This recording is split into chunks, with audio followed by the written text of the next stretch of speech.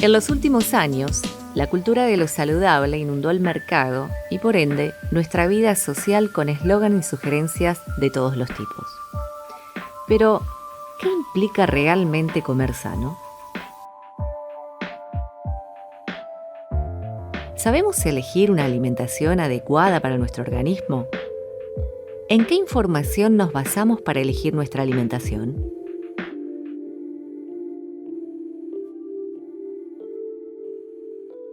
Hablamos sobre alimentación saludable, hay como muchos conceptos y la realidad es que también hoy todos hablamos de alimentación más allá de que seamos o no profesionales y está bueno poder definirlo de alguna manera. La alimentación sana o saludable tiene que ver con una alimentación más consciente, ser conscientes de lo que comemos, ¿sí? Más natural, sin tanto alimento industrializado, ultraprocesado, más sacado de la huerta a la casa. ¿Sí? Entonces tenemos que ver con eso, que sea variable, ¿sí? En la cantidad justa y necesaria que necesitamos cada individuo, digamos, para alimentarnos. Estamos trazados por la alimentación netamente, digo, nos levantamos y vemos qué comemos, nos juntamos con amigos y vemos qué comemos. Y también, según nuestra cultura, es lo que nosotros sentimos que es alimento, ¿no? Hay culturas que comen bichos, nosotros no, pero esto tiene que ver con algo cultural y con la significancia que nosotros le damos al alimento.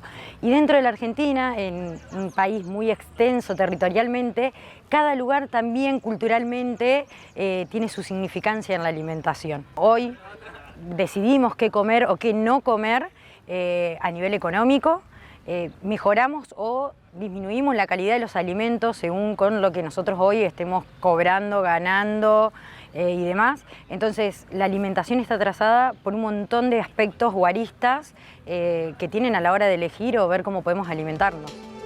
Elegir qué comemos es una decisión sobre la que generalmente influyen tres cuestiones.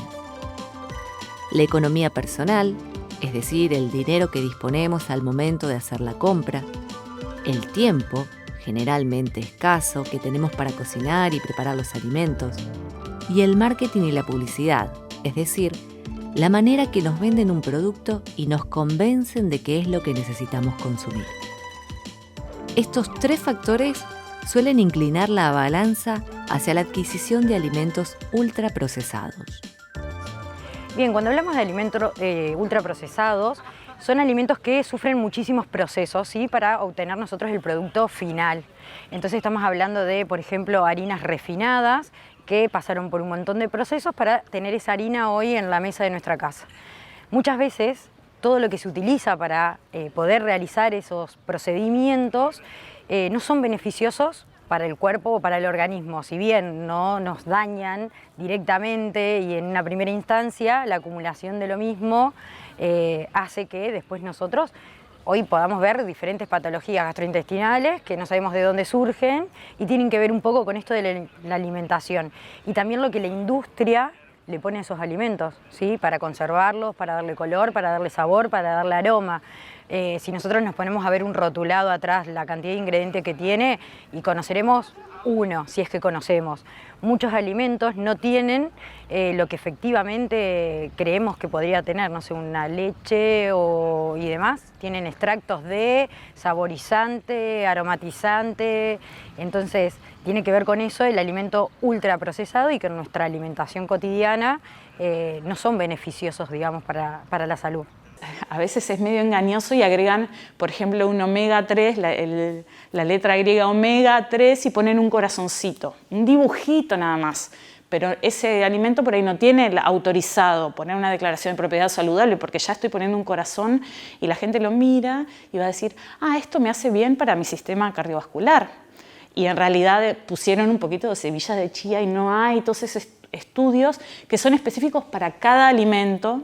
Y bueno, es inversión también de parte de las empresas para poder agregar eso, que también le va a favorecer las ventas y también nos va a favorecer a nosotros como consumidores la salud. Entonces, bueno, hay que ser cuidadosos y también el consumidor acostumbrarse a leer el rótulo, a mirar un poquito más qué es lo que dice.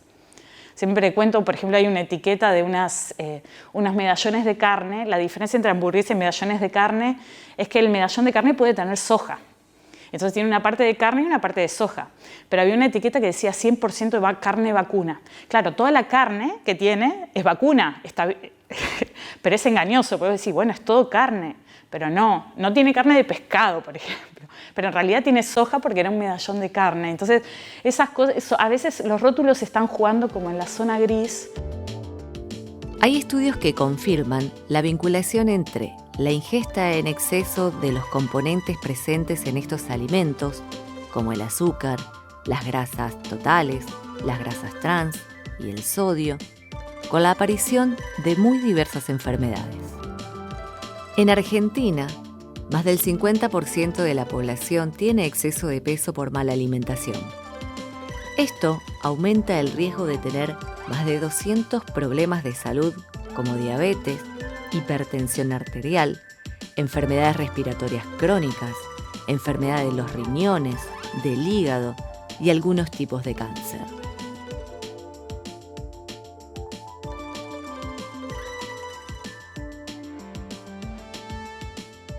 Más allá de estas patologías puntuales, todas las enfermedades y desórdenes del organismo se relacionan más o menos directamente con la calidad de la alimentación. Lucas Benítez, ingeniero en alimentos, egresado de la Facultad de Ciencias de la Alimentación de la UNER, desarrolló un alimento rico en lípidos y bajo en carbohidratos para tratar la epilepsia refractaria y el Alzheimer. El proyecto surge a mediados de 2015. Hubo una reunión entre autoridades de la UNER y la facultad con un grupo de padres, médicos, nutricionistas y neurólogos asociados en el Grupo Nacional de Dieta Cetogénica, donde buscaban el desarrollo nacional de productos para la dieta cetogénica. Es un régimen alimenticio donde la energía proviene de las grasas y se limita a la ingesta de carbohidratos. Este tipo de dieta se utiliza puntualmente en diversos hospitales públicos y privados de la Argentina para tratar pacientes, niños generalmente con epilepsia refractaria. Entonces, los productos que se utilizan son productos que son importados y que tienen elevados precios de comercialización. Y nosotros en ese momento, yo estaba iniciando mi beca doctoral, me había recibido de ingeniero en alimentos, iniciaba mi beca doctoral y estaba buscando un tema de interés y bueno, compatibilizamos la idea del desarrollo de productos para dieta cetogénica y mi tesis doctoral. Empecé a trabajar fuertemente en estos desarrollos, que la base de los desarrollos son sistemas microemulsionados y microencapsulados, donde se atrapa las gotas de aceite en una matriz polimérica formada por proteínas y carbohidratos, y esto estabiliza estas gotas de aceite y después se las deshidrata y se obtienen polvos, y estos polvos son la base de los productos. Entonces este producto serviría tanto para todas las personas que utilicen la dieta cetogénica como forma de vida, como moda o como para tratar alguna patología que tengan.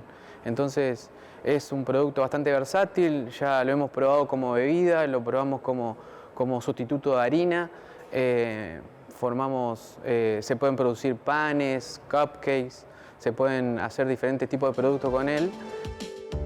En el año 2021, el Congreso Nacional, tras extensos debates, idas y vueltas, convirtió en ley el proyecto de etiquetado frontal que hoy está vigente. Se trata de la norma que obliga a los productores de alimentos envasados a incluir un sistema gráfico que rápidamente advierte a la población cuáles son los nutrientes que podrían considerarse críticos en una alimentación saludable. El objetivo es garantizar el derecho a la información y a la salud. Pero no es solo en el punto de venta donde podemos ser consumidores responsables, sino también en toda la cadena de producción. La mayor parte de los alimentos que circulan, se comercializan y consumimos son producidos por la llamada agroindustria.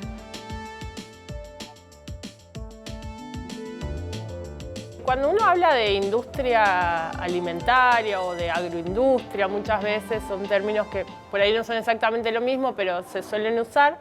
Lo que hay que saber es que uno piensa, o el imaginario por ahí piensa en grandes industrias, en industrias concentradas, con grandes jugadores a nivel transnacional, que es verdad, hay una buena parte de la industria, de la agroindustria que va por ahí, pero también hay que saber que hay mucha heterogeneidad, que hay una gran parte, la mayoría, podemos pensar en Entre Ríos, creo que en torno al 80% de las agroindustrias o de la industria agroalimentaria son micro y pequeñas empresas, es decir, empresas que no tienen más de 60 empleados cada una, y que en general hay muchas que tienen 2 o 3 empleados, es decir, son emprendimientos muy pequeños que hacen a ese mundo, a ese universo de la agroindustria o de la industria alimentaria. Nuestra provincia tiene un gran desarrollo en cierto sector de la industria alimentaria. Entre Ríos tiene un gran peso en la producción nacional de avicultura, obviamente, y por lo tanto de frigoríficos avícolas. Es la mayor productora en la provincia con mayor producción a nivel nacional. También es la mayor productora de arroz, o sea, tiene muchos molinos arroceros, cooperativas arroceras que proveen arroz a Argentina y al resto del mundo también, porque se exporta desde Entre Ríos el arroz. Otros frigoríficos, también no solo avícolas, carne vacuna, y en menor medida algunas aceiteras y demás. Eso es lo que sería la gran industria. Pero después la pequeña y mediana, pequeña sobre todo industria alimentaria, tenemos un montón de queserías, lácteas, incluso hay pequeñas fábricas de pasta, por ejemplo, que se consideran dentro de la industria agroalimentaria, que esa está como más difundida o no tan concentrada en algunos territorios, sino que se difunde en toda la provincia. También tenemos industrias vinculadas a los cítricos, los jugos y otros productos de cítricos. En los últimos años hay cada vez más personas intolerantes al gluten. Los alimentos sin TAC, que significa sin trigo, avena, centeno y cebada, todos los cereales que contienen gluten, son indispensables para estas personas. ¿Qué es el gluten y por qué es dañina para la salud de tantas personas? El gluten es una red viscoelástica que forma parte de los productos de panadería y se forma cuando se mezcla lo que serían proteínas, digamos, que están presentes en cereales como el trigo, la cebada y el centeno, cuando se mezclan con agua. Esta red viscoelástica justamente es lo que le da la estructura y la elasticidad a los panificados, digamos, que están hechos, a los panificados convencionales que están formulados con trigo, por ejemplo. La enfermedad celíaca es una de las patologías asociadas al gluten más conocidas, pero también existen otras patologías que actualmente, gracias a que hay un mayor por ahí diagnóstico o que la gente consulta un poco más, también están surgiendo, como puede ser la sensibilidad al gluten no celíaca, la ataxia por gluten. Bueno, son otras patologías que también forman parte, ¿no?, de todas estas patologías asociadas al gluten. Por ahí la más conocida es la enfermedad celíaca. Y bueno, esto conlleva a que cada vez más personas haya aumentado la demanda del consumo de estos productos, por este aumento también en los diagnósticos. Actualmente hay productos, alimentos que son naturalmente libres de gluten, ¿no?, como las frutas, las verduras, las carnes, los huevos. Y después hay otros productos que actualmente están en el mercado gracias, como yo te mencionaba, a este aumento en la demanda que ha habido de productos sin gluten. En nuestro mercado acá en Gualeguaychú específicamente se pueden encontrar otras harinas que son derivados de, por ejemplo, cereales, otros pseudocereales también y legumbres, que funcionan como alternativas a lo que son los productos panificados. Por ejemplo, de harina de sorgo, de tef, no sé, de legumbres, lupino, lenteja. Hay un montón de otras harinas que son harinas alternativas y que incluso tienen mejores propiedades nutricionales que se pueden agregar a los productos panificados. Un equipo interclaustro de la Facultad de Bromatología de la UNER trabaja junto a la comunidad celíaca desde 2017 con la propuesta de UNER Cocinas Exclusivas INTAC. En este marco, se desarrollaron diferentes iniciativas con instituciones de la provincia. En la facultad, desde el año 2017, se viene trabajando en esta línea de investigación de panificados sin gluten. Esto comenzó como una necesidad porque anteriormente existía lo que era la parte de extensión en la facu en el año 2017 y se comenzó a ver que había una necesidad de poder crear esta línea de investigación que pudiera proveer, digamos, de alguna manera los panificados libres de gluten, pero optimizados y con mejoras tecnológicas, nutricionales. Nosotros trabajamos con ACELA, que es la Asistencia al Celíaco Argentina, que tiene sede acá en la Facultad de Bromatología. Ellos hacen los miércoles, hacen talleres. Y bueno, nosotros trabajamos con ella y también atendemos algunas necesidades que ellos tenían con respecto a estos panificados. Y bueno, las mejoras tanto nutricionales como tecnológicas y sensoriales que nosotros estudiamos en los panificados libres de gluten, con estas harinas alternativas que no están tan estudiadas quizás. La docente e investigadora Julieta Boff es encargada del laboratorio de poscosecha de frutas, donde se desarrollan tecnologías para asegurar la inocuidad de los alimentos, reemplazando los plásticos y los químicos que recubren las frutas. El cítrico tiene particularmente un fin de vida útil, digamos, muy corto, un periodo de vida útil muy corto, debido a podredumbres que se desarrollan en la fruta, debido generalmente, principalmente a hongos, al desarrollo de hongos como Penicillium. Y lo que queríamos hacer era reemplazar el fungicida sintético que hoy actualmente se usa en el empaque, en la poscosecha de la fruta, en los empaques citrícolas, para buscar una alternativa más sustentable, ¿no? Nuestros productos son todos naturales, a base de polímeros naturales, de aceites esenciales derivados de plantas. Entonces, al buscar reemplazar estos materiales sintéticos, estamos aportando un poco a la sustentabilidad, a hacer más amigables, tecnologías más amigables con el medio ambiente. Lo que desarrollamos fue un recubrimiento natural que tenía propiedades antimicrobianas, en particular contra el hongo, alterante de las naranjas. Hicimos pruebas a escala laboratorio y a escala piloto, y luego pasamos en última etapa a una escala industrial. Hicimos contactos con una empresa local, un empaque citrícola que está funcionando hace mucho tiempo, y llevamos nuestro recubrimiento desarrollado en el laboratorio, lo probamos, hicimos unas pruebas en línea, sin fruta, y justo con el arranque de la temporada del empaque, hicimos las pruebas en la naranja, en la naranja que ellos habían conseguido, ¿no? Hicimos la aplicación fue en naranjas, en dos etapas sucesivas. En una etapa se aplicó el recubrimiento, la primera capa de recubrimiento, después la fruta va en la línea de empaque, se seca, pasa por túneles, después se aplica una segunda capa del recubrimiento que habíamos desarrollado, que le da un brillo característico a la fruta. Entonces estos recubrimientos lo que buscan es también que esa fruta permanezca con buena humedad en su interior, ¿sí? Lo que logramos fue que obtuvimos muy buenos resultados, pero vimos que podíamos reducir el uso de materiales sintéticos o agroquímicos que sabemos que son perjudiciales para la salud. Este laboratorio se encuentra trabajando en compuestos de origen natural para aplicar a otros alimentos como las nueces pecan y el propóleo. También estamos trabajando en el sentido de la producción de nueces pecan con un subproducto. Las cáscaras de nueces pecan hoy en día son desechadas, no tienen ninguna aplicación práctica, más que a veces se las quema para calentar algún lugar o se las tira directamente.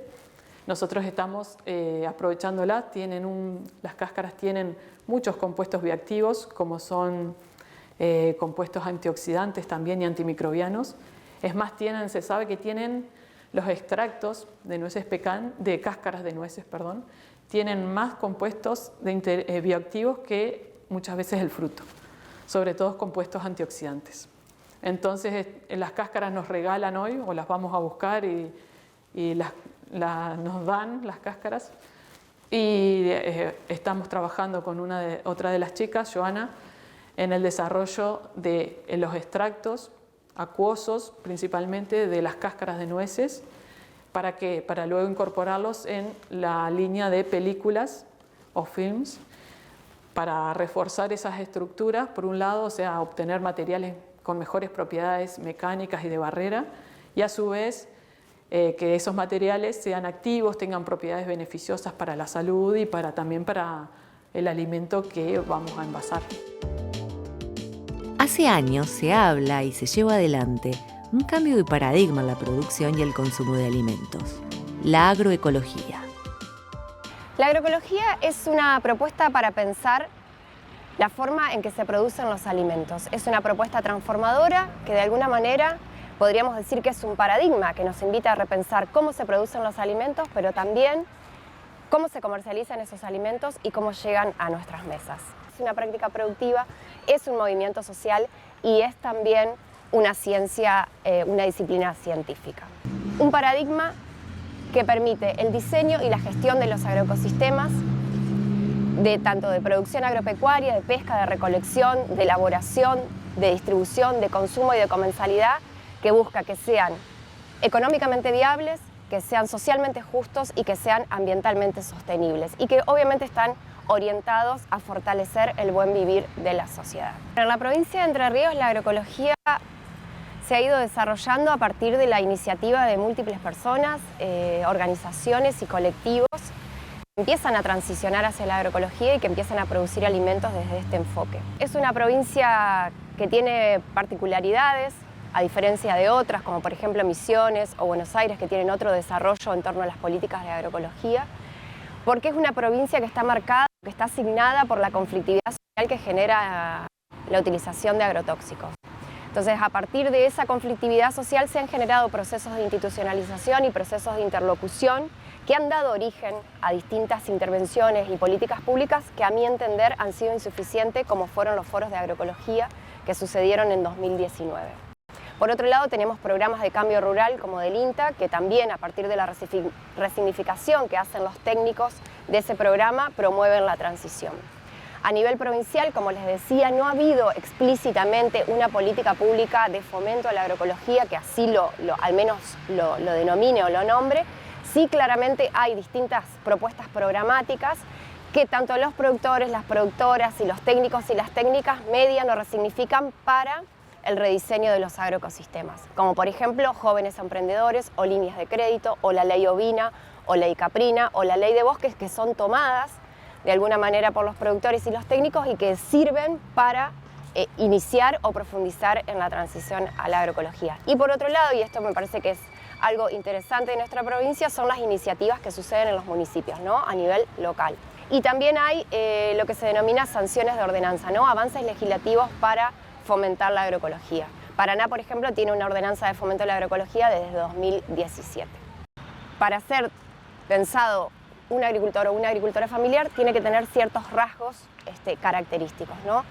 A grandes rasgos podríamos decir que esos elementos para identificar un agricultor familiar tienen que ver con que la gestión y las decisiones que suceden dentro de las unidades productivas tienen que ser tomadas por las familias, y que también la mano de obra y el trabajo dentro de esas unidades tiene que ser familiar. Si pensamos en el desarrollo de la agricultura familiar, es obvio que para que eso suceda tiene que haber políticas públicas que sostengan a la agricultura familiar, y esas políticas públicas de alguna manera tienen que estar obviamente repensando las lógicas y los valores capitalistas en el agro, como también repensar cuáles han sido las consecuencias del agronegocio en nuestros territorios. Y en ese sentido, para mí es fundamental pensar políticas públicas que apuntalen ese desarrollo y que estén orientadas a que las personas decidan y quieran quedarse en el campo o quieran ser productores de alimentos. Y para que eso suceda, obviamente tienen que tener acceso a la educación, a la salud, a consumos culturales, acceso a caminos, etcétera, etcétera.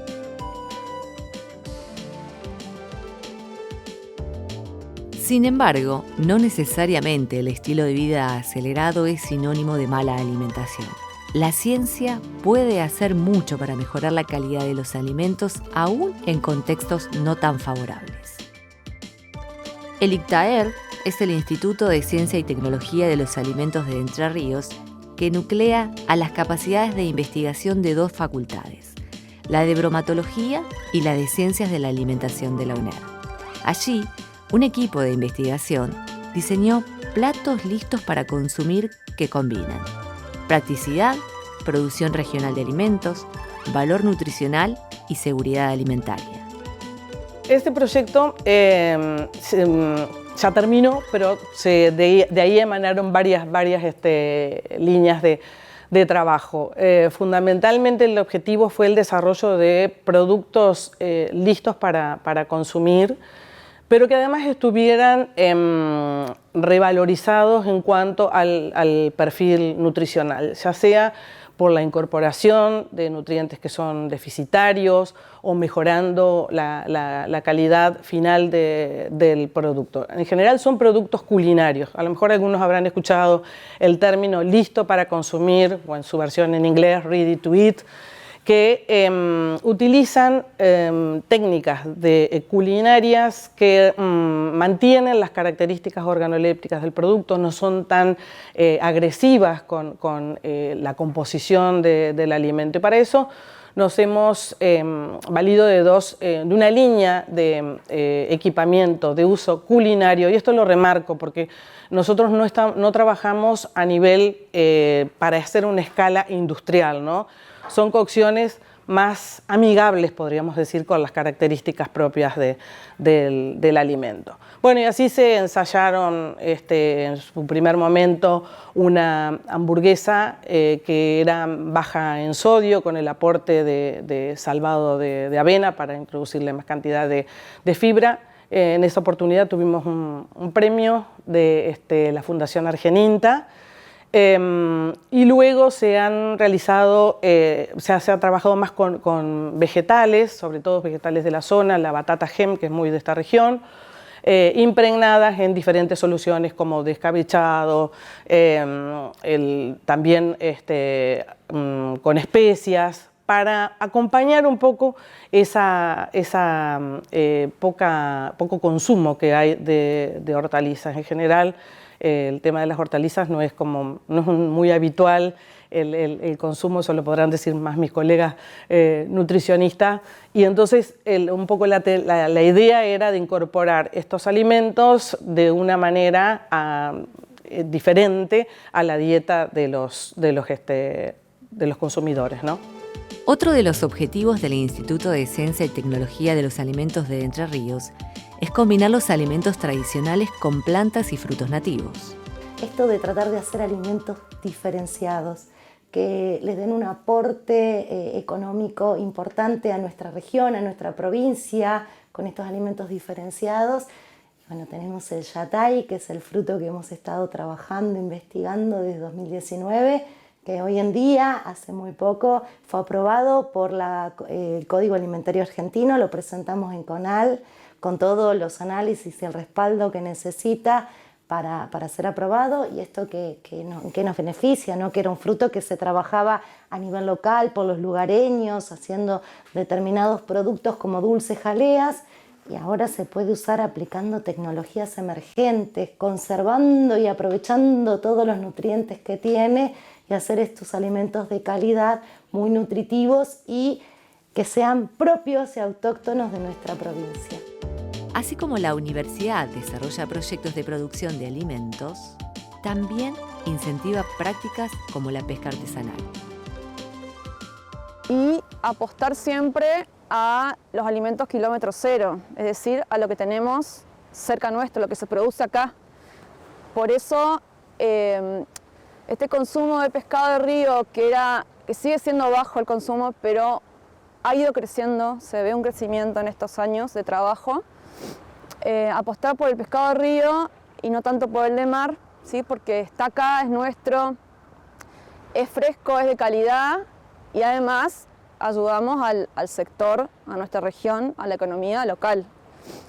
Las ventajas frente a otras carnes, por ejemplo, es la calidad de las grasas, ¿sí? Son las grasas que decimos que son saludables, son buenas para la salud.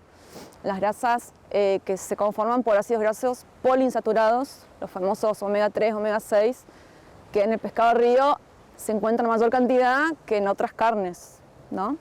Además de ricos nutrientes como calcio, fósforo, vitamina A, vitamina B, tiene bajo poder calórico, bajo en sodio, bueno, tiene un montón de ventajas el pescado. Saber de dónde viene el pescado, conocer, eso te asegura la calidad, te asegura la frescura. Si lo vas a comprar fresco, inmediatamente cocinarlo o congelarlo. Esa es la mejor forma de conservar el pescado, porque el pescado es muy perecedero, tiene mucha agua, muchos nutrientes, muchas proteínas, tiene baja acidez, y todo eso lo hace propenso a la reproducción de los microorganismos, ¿sí? Las bacterias, los virus. Entonces lo mejor es cocinarlo, asegurarse una buena cocción en el centro de cualquier alimento, ¿sí? En particular el pescado, asegurar que esté bien cocido, que alcance la temperatura más de 60, 65, 70 grados, o congelarlo, dura en el freezer hasta 6 meses más o menos, a menos 18 la temperatura de congelamiento. En la heladera dura hasta 2 días más o menos, pero bueno, nunca dejarlo afuera, por supuesto, dura pocas horas, más en verano. Cuando hablamos de comer sano, ya no hablamos solo de los alimentos que ingerimos, sino de un cambio en la forma de relacionarnos con la alimentación en su más amplio sentido. La educación alimentaria es mucho más allá de decir qué es lo que tenés que comer, sino cómo lo puedo obtener, cómo puedo yo tener, por ejemplo, mis propios alimentos naturales, desde una huerta en maceta si no tengo espacio, cómo conservo los alimentos, ¿sí? Qué propiedades cuando aplico, no sé, algún método de cocción que no esté por ahí rompiendo algún micronutriente, por así decirlo. Entonces la educación tiene que ir desde todos los aspectos y desde todos los puntos, y creo que es fundamental. Pero también es fundamental repensar en la construcción del profesional que estamos teniendo y acompañando en este proceso, y también un poco lo que nos pide la sociedad, ¿sí? Porque hoy nos gana el marketing muchísimo, hoy comer sano para las personas, para el común de todos nosotros es caro, y la realidad es que no es caro. ¿Sí? Podemos elegir diferentes opciones, formas de preparación, formas de conservación, que creo que es una de las cosas más importantes. Y hay otra cosa que también nos juega mucho en contra a la hora de querer alimentarnos sano y demás, que es el tiempo, ¿sí?